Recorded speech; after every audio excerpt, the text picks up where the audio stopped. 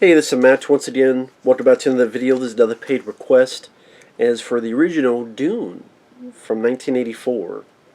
Now, for those interested in requesting pretty much any type of videos, topics, reactions, reviews, commentaries, re-reviews, randomness, out of the blueness, whatever it may be, feel free to send it either directly to my PayPal or join my Patreon. Both links are down below in the info box.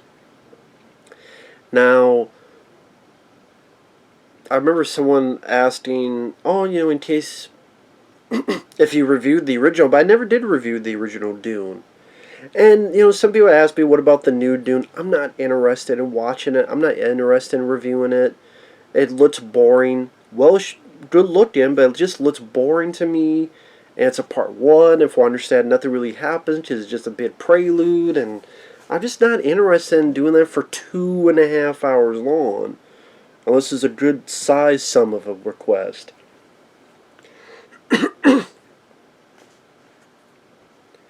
PayPal or otherwise. And all the bits I've seen of it, it just looks uninteresting to me. So, that's just my take on it. Now, I never read the source material, Dune. I know a lot of people hate the David Lynch one.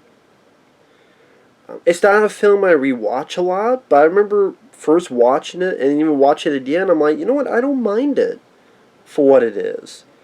There's flaws because it's trying to pack too much into one movie, but it does feel like, in a way, a complete story, which from what I hear in the new one is not really the case. And in a way, it's a Messiah story, and if this did get a sequel, like if you follow the other books, for understand the lead character Paul, in the first bit, it makes it seem as if he's the hero of the story, when the further it goes, he's not really the hero. It's like a jihad, where what if someone who gets either thinks he has the power of God, or in this case gets the power of God, but then it overtakes and millions more are killed, and how far do you go, and that's too far, and again, the jihad type of thing. Maybe in this instance, I'm fine with it just being one story and to take it on face value. So, I'm sure for fans of the book, they would not be fans of that. I would say even bits I've heard of the story, it feels like one of those things where really it's not the story I'm really interested in. That's why, again, the new Dune I don't think would appeal to me, because the story doesn't really intrigue me as much as others. It really doesn't. The guy who, Messiah, but it's more, the reason I like Dune, a lot of it is the cast and the aesthetics of the visuals and music, which is obviously not going to be the same in the new one. Like the cast, sorry, Kyle MacLachlan from The Hidden, which I really enjoy. He's the star.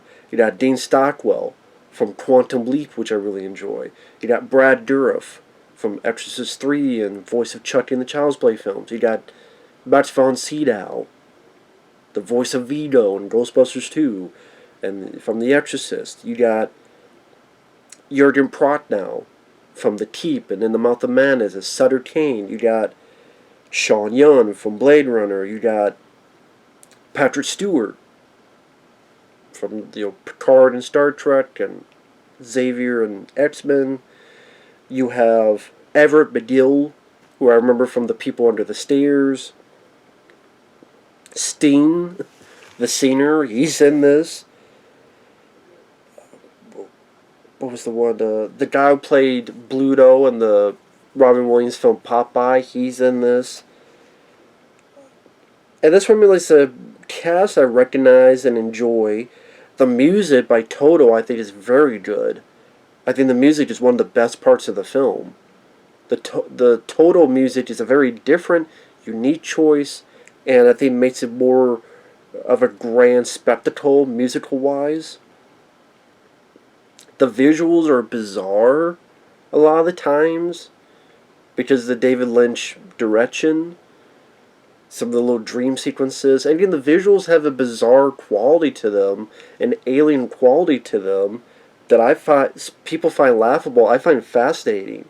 Even the way when Kyle MacLachlan, this thing where they have these shields on, people make fun of them, but to me, it's so bizarre that it looks kind of neat. And this is before CGI, so it's like animated in the way they did it. Again, it looks weird. It looks like Legos fighting each other, or something, whatever you want to call it. But again, it's so off kilter that makes it unique compared to other stuff. I like the stuff with all the spaceships going to this one facility, and then this creature that will bring light out of his mouth, and I guess out of his ass too, and I don't know, do an event horizon, the go teleport from one to A to B. The guild navigator creature at the beginning that comes in and like kind of talks out of people with these like microphones, and how sick and disgusting and crazy the Baron is. Yes, it's over the top, but it over the top doesn't always mean bad. The way he looked and all the stuff on his face and how he's just so sinister. He lights some young and like rip out stuff, and there's blood, and he's sucking on the blood, and blood splatters his face. Makes the villain stand out more, like, ew, like, fuck you.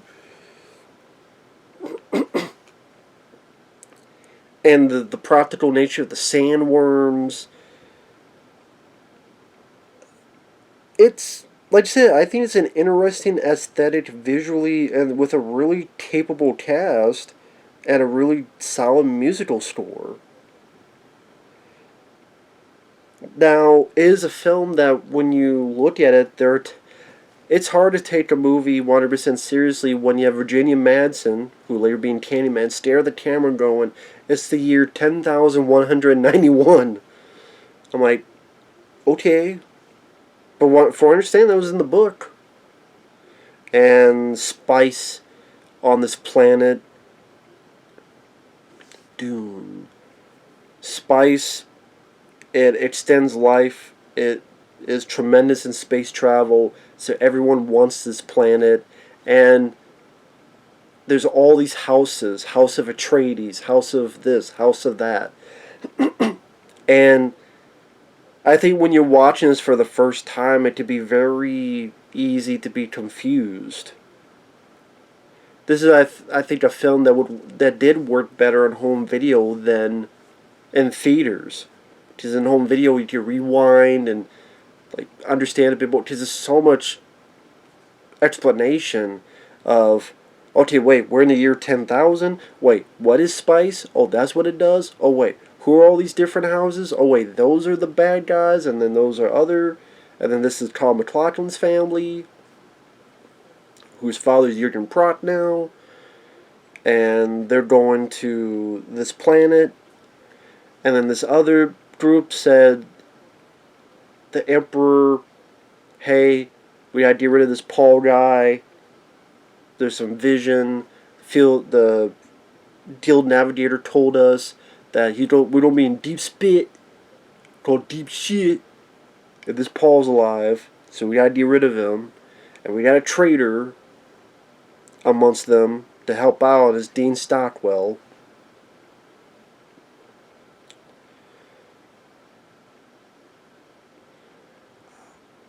And it's trying to pack so much that when you get to the second half of the film, it does feel very rushed. Again, it feels complete in the fact that, again, if we understand, the new Dune, part 1 is just like a prelude to the events that will happen, like a precursor. But as one experience, you do get a full, if not even, experience. I don't know if that makes sense. I will say that is one of the flaws of the film is when you especially get into the second half, this feels like a movie that, I don't know, it feels like a movie that 30 minutes was cut out of essential stuff in the second act of the film.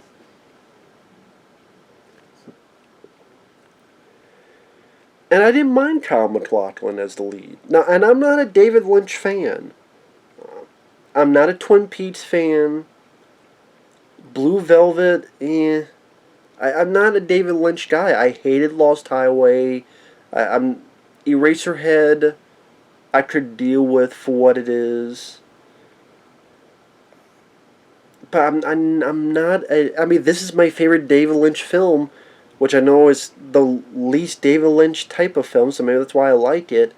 But, and I know David Lynch himself is not a fan of the film. That's fine. I don't care. I still like it. I still enjoy it. Like I said, I enjoy the 80s aesthetic. I enjoy the idea of this weapon that's done via sound. I did even the weird shield thing was a unique look that didn't bother me. Patrick Stewart, I wish we could have seen more of. I'm glad that he comes back later in the film. I like his line, "You're not in the mood.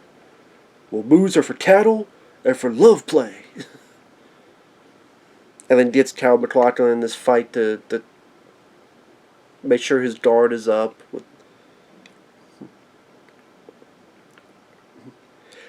And there's stuff that, like that shield stuff, that really never comes into play for Kyle MacLachlan's character, that shield stuff.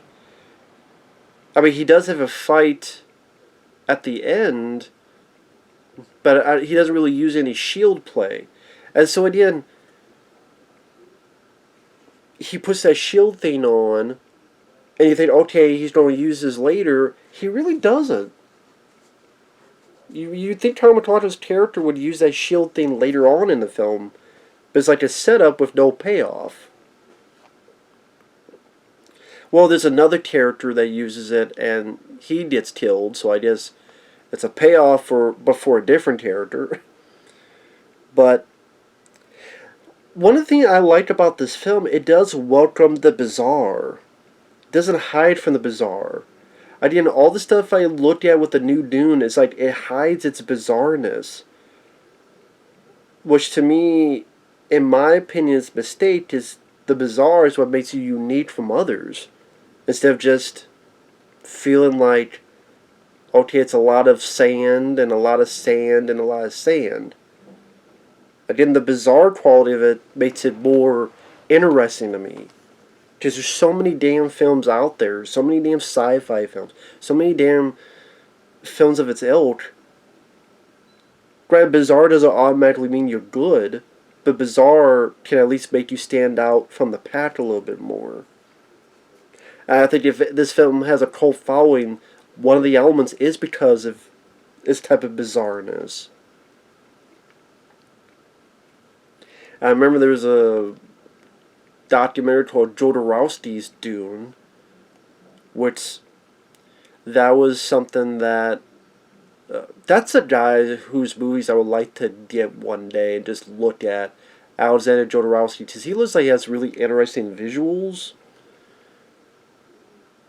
I don't know if there's like a box set of his movies or something, I don't know. But like he wanted to do the film, and from what I understand, some of his ideas people kind of took little bits to use in Star Wars and to use in Alien and other movies. So of course that never came to be. But although I think Dune fans, they would not have been they would have been less of a fan of that film, from what I understand.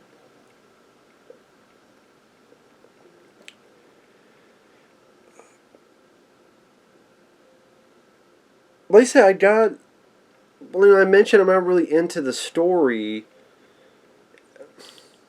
I was into it enough to be like, okay, we'll see where this go, and they go to one place, they get betrayed, they get attacked, him and his mom are captured, but then they escape, and then they meet these rebels, and then he's had these visions of what's to come, Like they meet what's called the Freeman, the people that live on that planet, and they live there so long with the spice that their eyes are blue.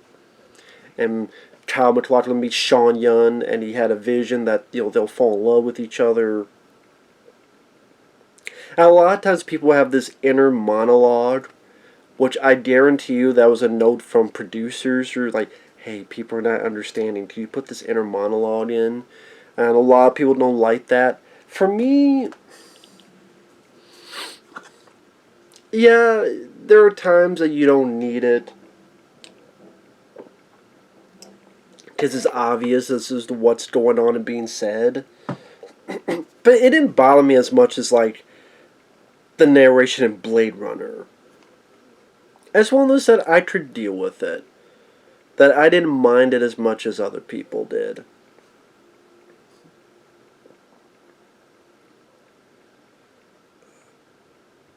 Like I said, there's definitely a bizarre part. Like Brad Dourif, the way he looks with these big ass eyebrows. Like you could wash a car with his eyebrows. And like Dean Stockwell has this thing on his forehead. And Kamikaze's mother mentions what that is. Like a supposed to be a symbol of his devotion. Which, because the guy's family was in trouble, it didn't mean jack squat. I like the look of the sandworms in this.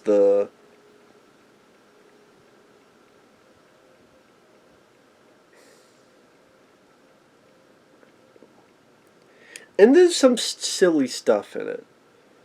Like, if people laugh at the shield thing when Comic Clock is fighting with Patrick Stewart in the train, I can understand because I can enjoy his bizarreness, but it didn't come off as silly as well.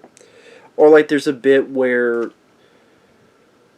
Dean Stockwell, you don't get close to the Baron. This tooth, you bite on it and you breathe on him, and it'll be poison. And so, in his delusion, Jurgen Pronow thinks he's looking at the Baron, but he's looking at Brad Dourif. He bites the tooth, he breathes, and says, that just came off as silly, as if, what is it, Godzilla's not atomic breath? Just like, this is a bad breath. That's a bad chili. That's a bad garlic. That's a bit silly the way that came off. And like Brad Dourif's reaction, ugh. So, I mean, there are moments that come off laughable, to be fair. And when you get to the second half of the film, there is stuff that, like I said, it feels like there's 30 minutes missing from the film, from the second half of this movie. Because Kyle MacLachlan and his mom get there, and they meet Sean Young, they meet Evan McGill, they meet these rebels. They'll teach them how to use this sound weapon, and then narration tells us, oh, in 2 years they were fighting this and doing that because you've stopped the spice and the progression. It'll bring the Emperor, the other people there, so that our lead characters can do their final battle of that time. And there's a lot of characters that kind of disappear from the fray. Meaning, for example, God, I wish I could remember his name. The guy who played Bluto in Popeye, who is with Sting, and they're like the nephews of the Baron. Or at least Sting's the nephew of the Baron. I think the other one is too. I'll just call him Bluto just because I can't remember the actor's name. What happened to that character? Like, you don't really see that character get killed. You don't see that character get into a fight. You don't see that character get blown up. That character just disappears. Sting. They made Sting as if he's going to be such a major character, and then he appears only like 2 times more. Like, he appears, and then there's this weird shot of him being half naked and the uncle staring at him as if he wants to.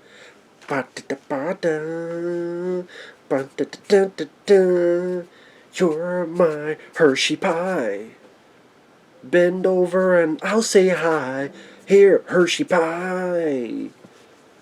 Hershey Highway Central, which is its weirdness. I mean, the uncle's pretty much saliva ready to drip down, looking at Steen with his shirt off, staring. And then Baron says, when blah blah blah is done, you'll go and finish the job. And then Steen appears at the end for this fight, and it's like, okay, the last bit is our hero and Steen fighting, but Steen, this is like the third time he's appeared in the movie. The sister, Carl McLaughlin has a sister who the mom gives birth. After that, the mom is like barely a character anymore. After she gives birth, the mom, you don't see her talking to her son or talking to other people or conversing with other people, and she just either for. I remember when I first saw this, I went, "Did she die? Oh no, I think that's her." And did she die in the child? I mean, just and and the little girl.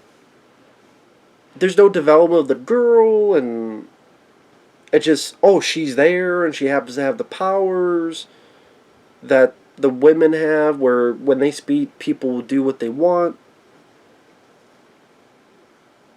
So it's the power Amber Heard wants but can't get. You do what I say. And that little girl who's the sister of Carl McLaughlin, that's Alicia Witt. That's the lady who was starring in Urban Legend, the slasher film. And she was in other stuff too, but it's like, oh, that's Alicia Witt, okay. Yeah, the star of Urban Legend. But it's like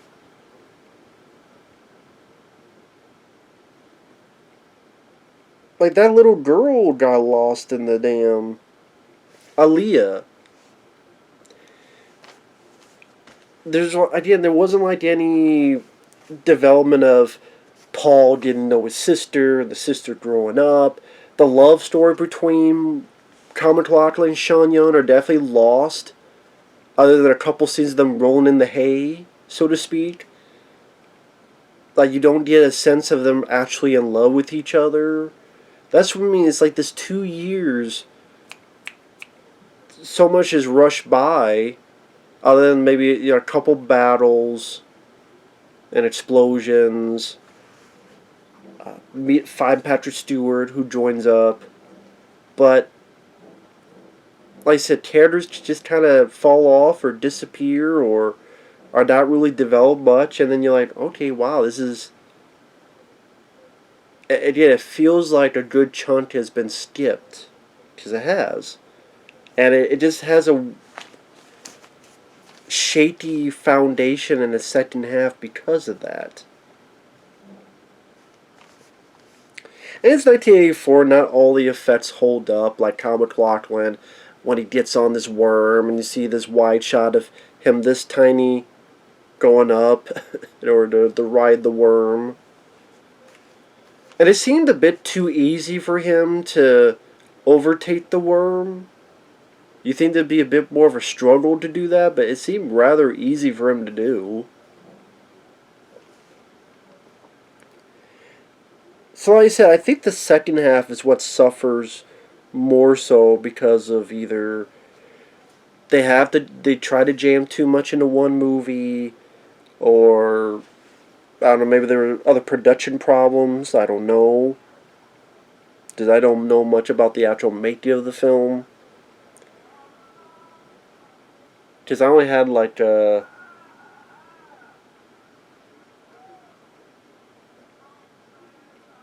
someone's got their stupid radio out. So I'm like, what the hell? Is that someone streaming? My Dune is not that bad of a movie to stream about. No, someone's got their stupid radio out. Yeah, the walls could be that thin. If these walls could talk. Yeah, I'm like, is someone streaming in pain? Like, Dune 84 is not that bad of a movie. I mean, that's the reputation it got. Roger Ebert and Gene Siskel called it the worst film of 84. And I'm like, you know what? It's not like a favorite movie of mine, but it's not the worst film either. But Like I said, a lot of the characters kind of disappeared, just lost in the shuffle. So then they ride the worms. They go this big old attack. Yeah, the total music definitely helps in that give it an epic feel. And then Kyle has a fight with Steen, and the fight with Steen isn't really much of a fight. That's why I thought it'd be a bit more like when I first saw it, that shield. It'd be that first, and then get rid of the shield, and then go to phase 2 of the fight. And yeah, it's not much of a final fight. It's not Luke versus Vader in Return of the Jedi. It's not any other actual great fight scene. It's very. I don't know, came off as a bit anticlimactic. Not granted, Kyle MacLachlan and Steen are not really thought of as fighters, so maybe this is the best they could do. But like I said, it didn't. It's not like a fight that's gonna be remembered as, oh, do you remember that fight scene? Nah, not really. They have knives, and it ended sooner than you thought it would, and Sting, his hair came off as a wuss, honestly, to me. So that's what I mean. Like the second half, the first half is pretty decent. The second half has its issues because of all that I just said, and like I said, I don't just maybe if. I mean, if it was a lengthy film as is, but people don't get mad that I say this, but I think this is a film that actually would have benefited from a 3 hour running time. Because if you had the second half build up who Aaliyah more so was, and Paul didn't know his sister, and her power come more into fruition, a bit more of Paul and Sean Young love story growing a bit more, maybe a bit more scenes of Patrick Stewart, a bit more scenes of Paul doing some of the stuff his own, with the maybe 1 or 2 scenes of Paul by himself with the sound and the shield taking on, and people wonder, wow, look how much of a fighter he is.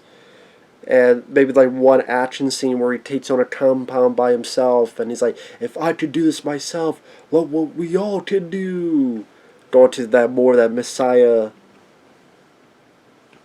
thought process.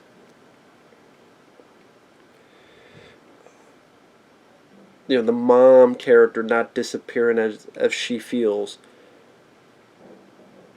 The Bluto, I forget your name, having a fight, whether with Patrick Stewart, maybe Patrick Stewart fights him, or someone else fights him. Everett McGill, someone, has a fight with him. A bit more of an epic fight between Kyle and Steen. But, it is what it is. So, despite its flaws, I do enjoy the aesthetics of the 80s effects look of it. I enjoy its bizarreness. I do think it has a fairly good cast. I do quite like the music. And Paul Smith. I just remember Bluto's name. Paul Smith, that's his name. That's the guy who was Bluto on Popeye, Robin Williams. He was also in this slasher film called Pieces. He was in Red Sonja. He was a guy helping the little kid Ernie Reyes Jr. and he had the bone, and he helped Arnold Schwarzenegger and Red Sonja. I think I have that film on DVD over here. Anyway, Paul Smith was his name. Like Paul Smith, like he disappears. It's like what happened to him? Maybe they said in dialogue, and I missed it. But that shouldn't be just in dialogue. And Max von Sydow, like he's bleeding and he's dragged away, but I figured he was just put into a slave colony. I didn't know he was just completely killed. So I mean, he was Tyrion, but I thought maybe Mads von Sydow would come back. But no, that wasn't the case either. So it tried to be a lot of characters, a lot of trying to get your mind around this whole future year 10,000 world.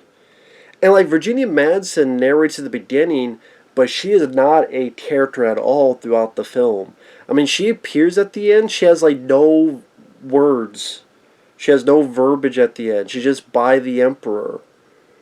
And it's like, well, why is she the narrator at the beginning of the film, literally talking to the camera, but then like she's not a character at all for the rest of the film? That'd be like me at the beginning of Star Wars, me talking to you guys. Then at the end of the film, when they're getting the medals, I'm just sitting there, doing this or something while they're getting the medals. And you're like, who the hell is this guy? I was like, who the hell is this girl? Okay, she's sitting by them, but like, I don't know. Other than her narration, I don't know if she had any actual other dialogue in the movie. That's what I mean. Is you see those flaws? I get why. This is not like out of 5 stars. I would give this at most 3.5. At most, 3.5, maybe 3.5 because I the visuals. Well, the aesthetics and the music I quite like, but it does have its issues. Because there's a lot of info and names and plans dumped upon you, and wait, what's that? And the super being they want to make, what's it called? And the Quasinac or the Quatinac, what the hell? I can barely even say the words. Nissan, Nissan Cadillac. Wait, what the hell is it called? I still can't pronounce it. Do you know why this is? He is the Nissan Cadillac. It's not, but at the end of the film, he makes it rain. Blame it on the rain. Yeah, he is the Nissan Cadillac. I'll just call that just for be a smartass. He's the Nissan Cadillac. But overall, I still like it for what it is. Again, it's a bizarre film, but that makes it interesting. I think there's like an Arrow video release. It's too spendy for me. So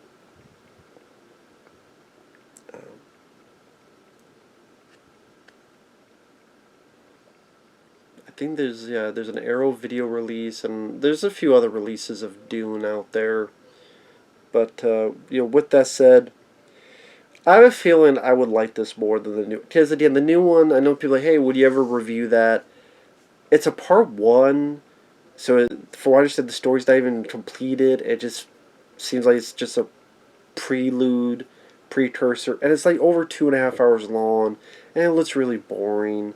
And I have a feeling I would not be a fan of it. And maybe if it's a generous donation, PayPal maybe, but yeah, I'm just saying I have a good feeling on what I would feel on it, and that I would not like it, and I would just prefer this. So, just what it is. But with that said, thanks for watching. Take care. We'll see you guys later. Bye-bye.